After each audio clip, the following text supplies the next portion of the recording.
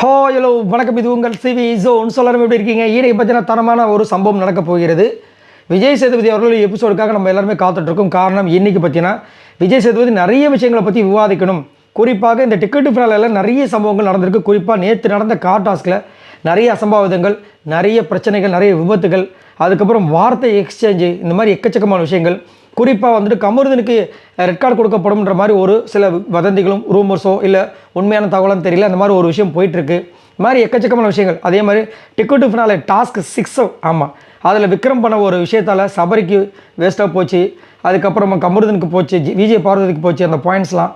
So இந்த மாதிரி விஷயங்கள், ஸோ இந்த மாதிரி நிறைய விஷயங்கள் வந்துட்டு இன்றைக்கி விவாதிக்கப்படணும் அப்படின்ற மாதிரி. அதே மாதிரி கமருதனோட அந்த ஃபிசிக்கல் வயலன்ஸ்ன்ற ஒரு விஷயம், அதுக்கப்புறம் பார்வதிக்கு அகென்ஸ்டாக யூஸ் பண்ண வார்த்தைகள், அதுக்கப்புறம் விக்ரம் வந்துட்டு திவ்யாவுக்கு அகென்ஸ்டாக யூஸ் பண்ண வார்த்தைகள், இந்த மாதிரி எக்கச்சக்கமாக இருக்கும். இந்த வாரம் மட்டும் பார்த்தீங்கன்னா அவர் பேசுறதுக்கு அவ்வளோ விஷயங்கள் இருக்குது.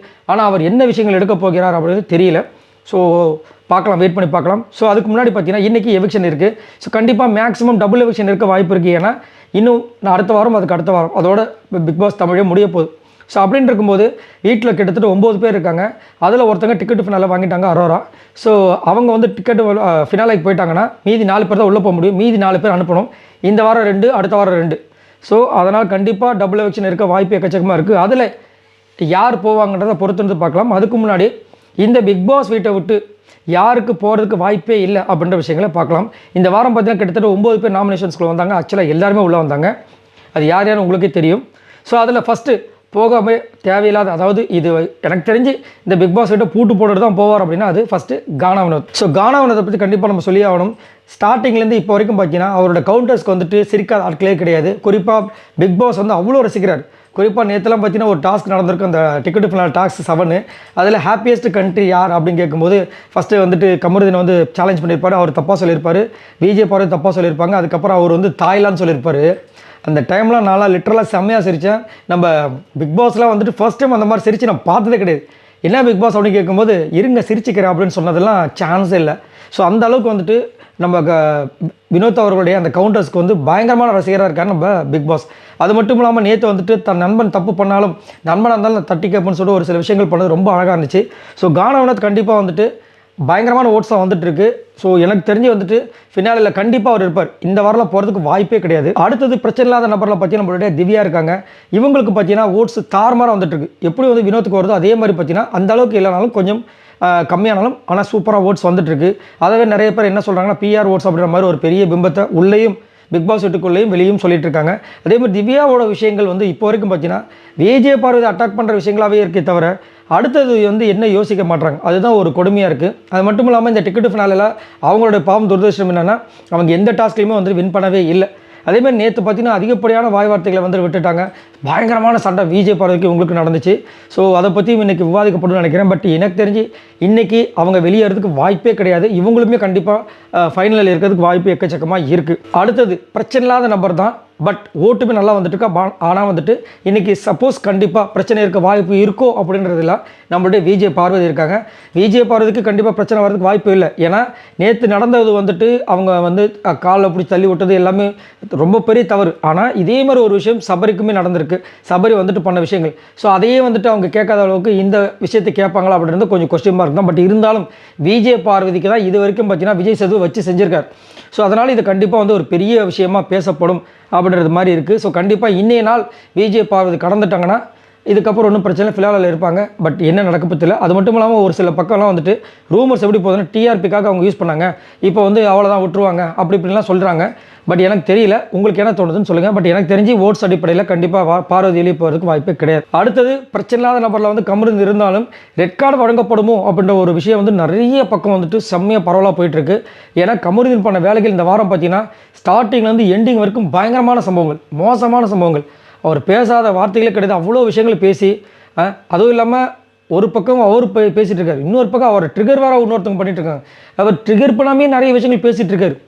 யார்கிட்ட எப்படி பேசணும், எப்படி பிஹேவ் பண்ணணும். திடீர்னு பார்த்தா பார்வதி கிட்ட சண்டை போகிறாரு, அந்த இதை தள்ளி விடுறாரு, சாண்ட்ராவை போய் ஃப்ராடுன்றாரு, என்னென்னமோ பேசுகிறாரு. ரொம்ப மோசமாக வந்து இந்த வாரம் வந்து அவருடைய வீக் இருந்துச்சு. நிறைய பேர் அவருக்கு நிறைய ரசிகர்கள் வந்து இருக்காங்க. ரொம்ப அதாவது ரசிகர்கள் இவ்வளோ இருக்கும்போது எவ்வளோ கண்ணியமாக இந்த பிக் பாஸ் வீட்டுக்குள்ள நடக்குன்றது கொஞ்சம் கூட யோசிக்காமல் இந்த மாதிரி வந்துட்டு பண்ணுற விஷயத்தால் ரசிகர்கள் அவ்வளோ பேர் வந்துட்டு பாதிக்கப்படுறாங்க.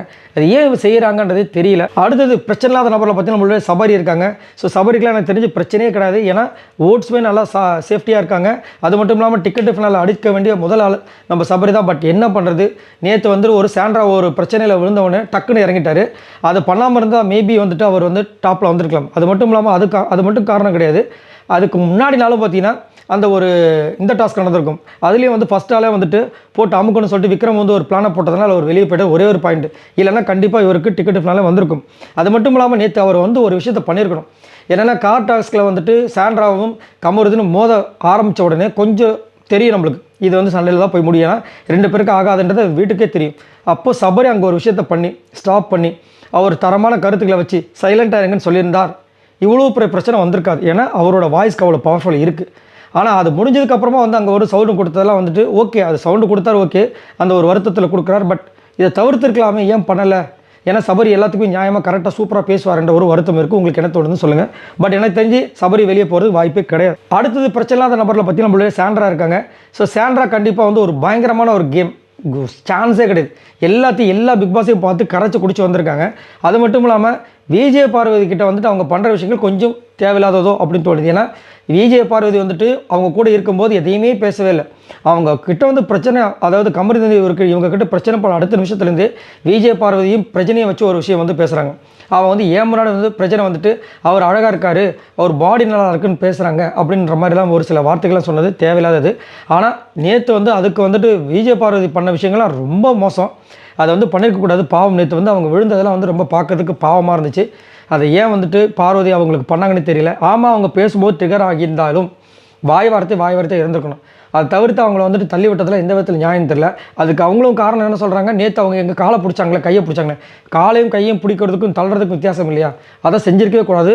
அது வந்து ரொம்ப கஷ்டம். பட் இப்போ சேஃப்டியாக தான் இருக்காங்க. நேற்று நைட்டே வந்துட்டு பிக் பாஸ் வீட்டுக்கு திரும்ப வந்துட்டாங்க ஹாஸ்பிட்டல்லேருந்து. அடுத்தது பிரச்சனையே இல்லை, இவங்களாம் ஒன்றும் ப்ராப்ளமே இல்லை அப்படின்னு அரோரா இருக்காங்க. ஸோ இவங்க தான் டிக்கெட்டு ஃபினாலே வந்து வின் பண்ணி சூப்பராக மாதம் வந்துட்டு, அதாவது 2வது பெண் ஆஃப்டர் வந்து ஜனனிக்கு அப்புறமா இவங்க தான் அந்த டிக்கெட்டு ஃபினாலே வாங்கியிருக்காங்க. ஸோ இப்போ டைரெக்டாக ஜம்முன்னு போய் ஃபினாலில் உட்கார போகிறாங்க. நிறைய பேர் கண்டிப்பாக வயிற்றுச்சல் இருக்க தான் செய்யும், வேறு வழி கிடையாது. அவங்களுக்கு அடிச்சிருக்கு ஜாக் பாட், அவ்வளோதான், ஒன்றுமே பண்ண முடியாது. இதுக்கப்புறம் வந்து ஐயோ அம்மானுக்கு கத்தினாலும் அவங்களுக்கு கிடைக்க போகிற டிக்கெட்டு ஃபினாலே யாராலும் தடுக்கவே முடியாது. ஸோ அவங்க ஃப்ரெண்டு என்ன தான் சொன்னாலும் சரி, அவங்களுக்கு டிக்கெட்டு ஃபினாலில் கிடச்சிருச்சு, அவங்க ஃபினாலுக்கு போயிட்டாங்க. ஸோ மீதி இருக்கிற 4 பிளேஸ்க்கு தான் இப்போ சண்டை. ஸோ இப்போதைக்கு அவங்க போகிறதுக்கு வாய்ப்பே இல்லை. அடுத்தது ரொம்ப பிரச்சனையாக இருக்கிற நபர் பார்த்தீங்கன்னா நம்ம விக்ரம். கண்டிப்பாக வந்து ரொம்ப பெரிய பிரச்சனையில் இருக்கார். அது மட்டும் இல்லாமல் இந்த வாரம் நிறைய வாய்வார்த்தை விட்டுருக்காரு. நேற்று கார் டாஸ்க்லேயும் பார்த்தீங்கன்னா ஒரு பக்கம் அவங்களுடைய சண்டைகள் இருந்தாலும் இவர் தேவையில்லாமல் வந்து அங்கே ட்ரிகர் ஆகி நிறைய கெட்ட வார்த்தைகள் யூஸ் பண்ணிட்டாரு. அதை கொஞ்சம் கட்டுப்படுத்திருக்கலாம். ஏன்னா அவங்க பண்ணுற தப்பு நம்ம பண்ண வேண்டிய அவசியம் இல்லை. அது மட்டும் இல்லாமல் இவருக்கு வந்து இன்றைக்கி நிறைய டோஸ்லாம் இருக்கிறதுக்கு வாய்ப்புகள் இருக்குது. இன்றைக்கி இவர் இந்த நாளுக்கு நடக்கிறது ரொம்ப கஷ்டம்னு நினைக்கிறேன். அடுத்தது கண்டிப்பாக பிரச்சனை இருக்கிற நபர் பார்த்தீங்கன்னா சுபிக்ஷா. ஸோ ஓட்ஸும் சுத்தமாக இல்லை. அது மட்டும் இல்லாமல் டிக்கெட்டு ஃபினால வாங்கிடுவாங்க, நான் ரொம்ப ஆவலாக எதிர்பார்த்தேன். பட் அவங்களுக்கு சுத்தமாக வந்து இந்த டிக்கெட்டு ஃபினால செட் ஆகலை. சரிங்களா? அது மட்டும் இல்லாமல் first task last task win பண்ணிட்டாங்க. பட் இருந்தாலும் பாயிண்ட்ஸ் அடிப்படையில் அவங்க டிக்கெட்டு ஃபினால வாங்கலை. ஸோ இந்த வாட்டி கண்டிப்பாக வந்துட்டு சுபிக்ஷா போகிறதுக்கு வாய்ப்பு எக்கச்சக்கமாக இருக்குது இன்றைக்கி. ஸோ சுபிக்ஷாவும் விக்ரம் தான் வெளியே போகிறது வாய்ப்பு இருக்குது. அதுக்கு மேலே அரோரா டிக்கெட் ஃபினால் வாங்கிட்டாங்க. சாண்ட்ரா சபரிலாம் போகிறதுக்கு எனக்கு தெரிஞ்ச வாய்ப்பு இல்லை. ஏன்னா சாண்ட்ராலாம் டாப் 5ல் வரதுக்கு உண்டான வாய்ப்புகள் அதிகமாக இருக்குது. ஸோ இதை பற்றி உங்களோட கருத்துக்களை சொல்லுங்கள். பாய் நண்பர்களே.